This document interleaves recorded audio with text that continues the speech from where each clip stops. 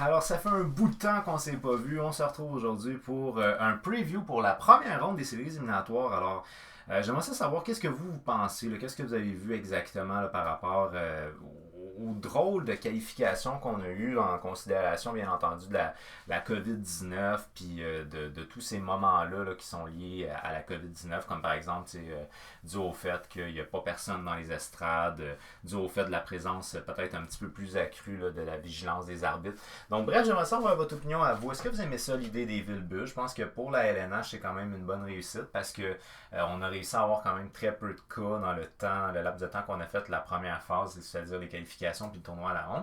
Alors, qu'est-ce que vous en pensez? Est-ce que vous avez aimé le show, oui ou non? Est-ce que vous êtes habitué aussi au fait qu'il n'y a pas de foule? J'ai remarqué qu'il y a des faux sons de foule. Je trouve ça assez particulier.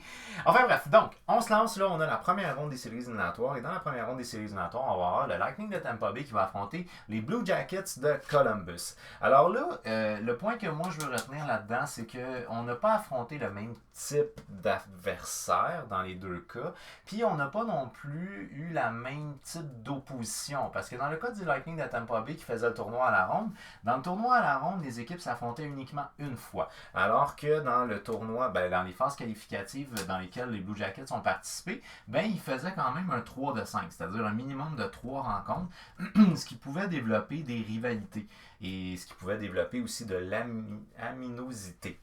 Donc plus de tension entre les deux organisations. Alors moi, honnêtement, je pense très sérieusement que le tournoi à la ronde ne sera pas à l'avantage des équipes qui ont fait le tournoi à la ronde par rapport à ceux qui ont fait les phases qualificatives. C'est mon opinion. Ceux qui ont eu une phase qualificative qui a été plus facile, je pense entre autres, mettons, aux Rangers de New York qui sont fait sortir rapidement. Donc à ce moment-là, les Hurricanes, peut-être est-ce qu'on pourrait comparer, mais je pense quand même que le niveau était peut-être pas le même qu'on avait dans le tournoi à la ronde versus ce qu'on avait dans les phases qualificatives.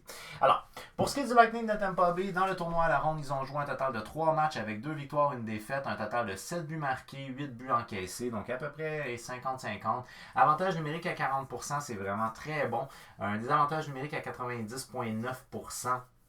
C'est vraiment très bon aussi. Une moyenne de tirs par match à 29, une moyenne de tirs accordés par match de 30. Fait que dans le cas du Lightning de Tampa Bay, on peut dire qu'ils ont été une équipe balancée. Ceci étant dit, notre séquence elle est très courte. 3 matchs, c'est peut-être pas suffisant pour se donner une idée générale de l'organisation.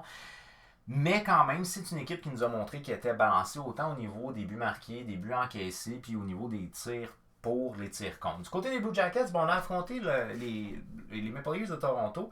Puis les Maple Leafs de Toronto, eux autres, avaient comme pour mission de tirer beaucoup. Ce qui explique qu'on a une moyenne de tirs encaissés beaucoup plus élevée qu'une moyenne de tirs par match. Alors que pourtant, les Blue Jackets, c'est une équipe qui tire quand même beaucoup.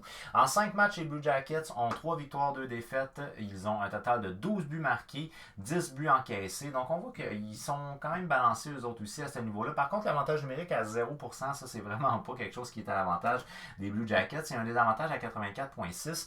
C'est un avantage qui va aller aux unités spéciales du Lightning de Tampa Bay. Par la suite, en termes de tirs par match, on a une moyenne de 31,8, une moyenne de tirs encaissés de 37,8. Ce qui fait que sur papier, le Lightning de Tampa Bay est supérieur. Mais la séquence de 3 matchs est peut-être pas suffisante pour se donner une idée générale.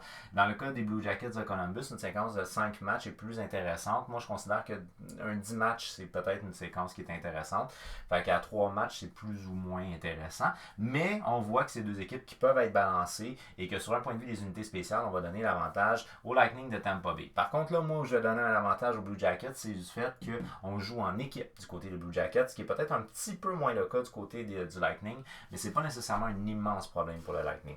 Alors, le meilleur pointeur pour le tournoi à la ronde du Lightning aurait été Tyler Johnson, qui en 3 matchs, il a 2 buts, 1 passe, un total de 3 points. Alex Killorn, 3 matchs, 1 but, 2 passes, un total de 3 points. Brandon Point, 3 matchs, 1 but, 2 passes, 3 points. Bon, il y a plusieurs joueurs là, qui sont à peu près au même nombre de points. Là. Fait que ça a été quand même relativement réparti du côté du Lightning de Tampa Bay. Le gardien de but, André Vasilevskiy, excusez-moi, en 3 matchs, il a 2,29, 921. Les statistiques des gardiens sont assez intéressantes de manière générale. Du côté des Blue Jackets, on a Cam Atkinson qui est le meilleur pointeur, qui en 5 matchs, il a 2 buts, 3 passes, 5 points. Fait que, on voit c'est 1 point par match, 1 point par match. Après ça, Pierre-Luc Dubois en 5 matchs, 3 buts, 1 passe, 4 points. C'est 3 buts, c'est tout dans le même match d'ailleurs. Donc 4 points en 5 matchs. C'est à peu près similaire encore en termes de moyenne de points par match. Nick Foligno en 5 matchs, 1 but, 2 passes, 3 points. Bon, un petit peu inférieur au Lightning de Tampa Bay à ce niveau-ci. Nick Foligno étant le capitaine, c'est toujours bon au niveau du moral. Mais encore là, Columbus, ça a été quand même réparti là, en termes de production. Fait que c'est deux équipes qui sont deux équipes relativement balancées. Je donne un avantage offensif au Lightning de Tampa Bay, un avantage défensif aux Blue Jackets. Il ne faut pas se fier au nombre de tirs encaissés parce que franchement, là, ils ont affronté une bonne offensive en Toronto. C'est une offensive qui tirait beaucoup. Et malgré le fait qu'elle tirait beaucoup, ben, les gardiens de but s'en sont bien sortis. Jonas Korpisalo en 4 matchs, une moyenne de 1,45, 956. C'est très bien ça. Et Elvis Merzlikins, lui, en 2 matchs, il a 1,96, 946. C'était lui qui était pressenti pour le 5e match, mais finalement, c'est Korpisalo qui aurait eu le départ, soit disant que Elvis Merzlikins a été blessé, donc il ne pouvait pas jouer. Alors, je vais donner un avantage pour ce qui est de l'aspect offensif au Lightning de Tampa Bay, l'aspect défensif aux Blue Jackets. Au niveau des gardiens de but, je vais donner quand même l'avantage aux Blue Jackets parce que les Blue Jackets ont des gardiens de but qui ont des bonnes statistiques. Là où on joue, selon moi, beaucoup, c'est les équipes qui ont joué le tournoi à la ronde dans l'Est. D'après moi, c'était moins relevé que ceux qui ont eu des bonnes séries.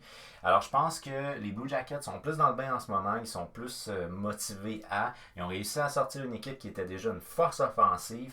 Le fait d'affronter une autre force offensive, je pense pas que ça va être un immense problème pour l'équipe de John Tortorella.